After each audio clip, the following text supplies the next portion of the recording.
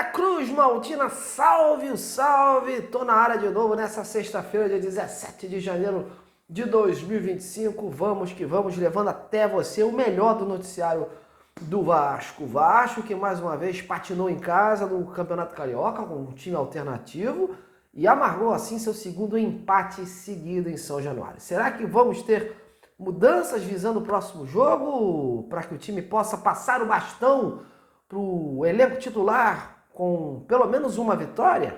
Então, ó, te conto já, né, toda essa situação, assim como as movimentações do Vasco no mercado, que tem sido alvo aí de muitas especulações. Por isso, cola aqui comigo desde já, deixa o like, comente, participe, venha se juntar a nós nesta plataforma sendo um inscrito do canal. O seu apoio é de vital importância para a gente seguir no ar com a mesma qualidade de sempre. Galera, o time B do Vasco novamente deixou os torcedores irritados na noite de ontem, principalmente quem compareceu a São Januário para assistir a partida contra o Bangu, lanterna do Campeonato Carioca.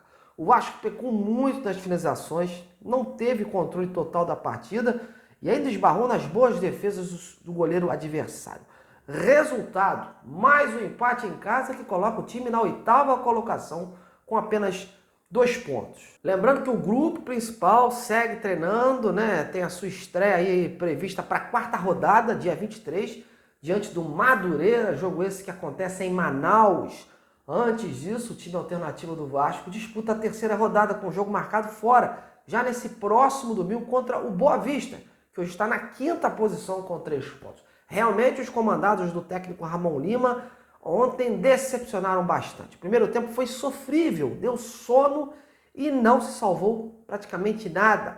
Já no segundo, com as entradas de alguns jogadores do grupo principal, como Maxime Domingues, o Jair e Paulinho, o time mudou o cenário, né? E foi mais agressivo, criou mais possibilidades de gol e esbarrou aí nas boas defesas do goleiro do Bangu e na pontaria dos seus atacantes, né? E o Vasco teve a oportunidade de vencer, né? Se não fosse o pênalti mal cobrado pelo Jair. Enfim, faltou tudo a esse Vasco e vou te falar, já está na hora urgente de alguns jogadores ali deixarem o clube. Casos do Serginho, Zé Gabriel e do Jean Davi, que foram aí mais do mesmo e não acrescentaram em nada, apesar da experiência em campo. As novidades desse jogo, se é que podemos falar assim, foram as entradas do Daniel Fusato no gol, né?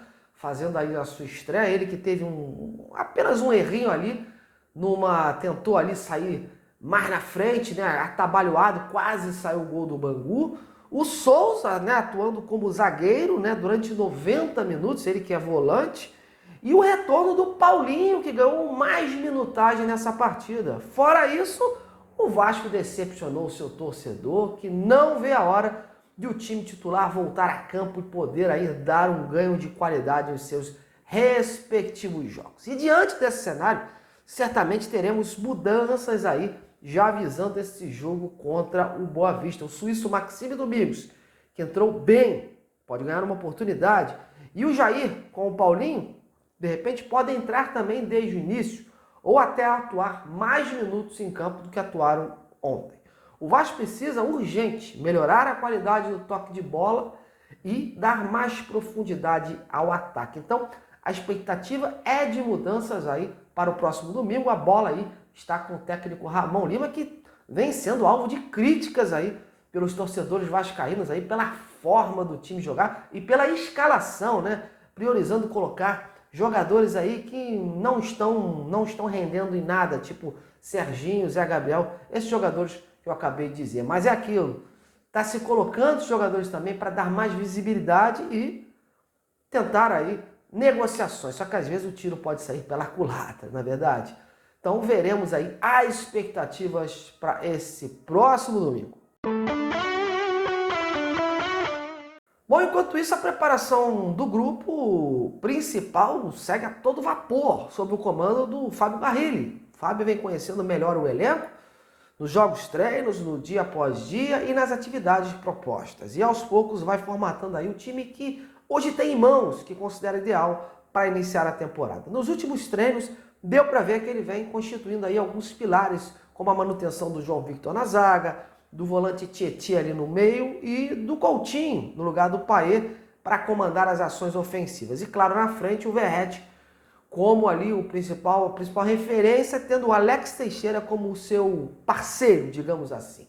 Mas é provável que o técnico mexa na equipe nos próximos jogos treinos, já que ele vai receber aí os reforços do zagueiro Maurício Lemos e do Lucas Oliveira, né? Então vai ter aí caras novas para o sistema defensivo. E com isso vai avaliar melhor a formação para a zaga. O 4-2-3-1, esquema preferido do treinador, segue sendo colocado em prática. Mas o técnico aguarda aí mais reforços para o setor ofensivo para que possa dar aí o equilíbrio necessário ao planejamento do jogo para o Vasco. E por falar em reforços, a saga continua, meus amigos. O Vasco ainda trabalha para reforçar a equipe a fim de trazer mais opções para o time do Fábio Carrilho, principalmente no setor ofensivo. Essa é a pauta de momento, buscar jogadores que possam agregar aos anseios do treinador. O Vasco ainda não pode contar com o Adson e o David, os atletas que estão machucados, né? Estão vindo aí de uma recuperação, de uma cirurgia. E os atletas que lá estão hoje no banco ainda também não encantaram o Fábio Carrilho. Por isso a ordem é partir literalmente para o ataque. Por conta disso, especulações e mais especulações tomam conta do noticiário do Vasco como possíveis alvos. Ontem, por exemplo, eu já pude dar fim a uma, que foi a do centroavante argentino Rodrigo Castillo, do Gimnasia, né? O próprio presidente do clube argentino falou para mim que não recebeu nenhuma proposta concreta do Vasco, nada. Então, foi um nome levantado aí, mas sem força. Pelo que apurei, o Vasco tem monitorado jogadores, trabalha com um leque de opções que eu já tinha informado aqui e vem levantando as condições dos negócios para avançar. Hoje, inclusive, pintaram informações aí, notícias, né?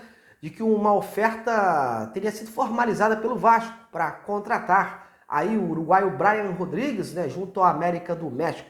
Porém, por hora, nada definido nesse sentido. Eu tive a oportunidade de checar com alguns colegas que tenho da mídia mexicana, né, e nenhum avanço aconteceu sobre esse interesse do Vasco. Pelo que eu sei, há conversas com o representante do jogador, que inclusive se mantém em silêncio, não vem respondendo aos meus questionamentos, o Edgardo La Sálvia, mas ainda sem algo formal. O Vasco monitora essa situação e é o que eu sempre digo, as altas cifras pegam na hora de formular uma proposta. Então não adianta ter interesse e querer pagar parcelado ou a perder de vista. Os times de lá de fora querem ter retorno e estão jogando duro não só contra o Vasco, como também com os demais clubes brasileiros. Outra informação é que o mercado sul-americano vem sendo alvo do Vasco, né?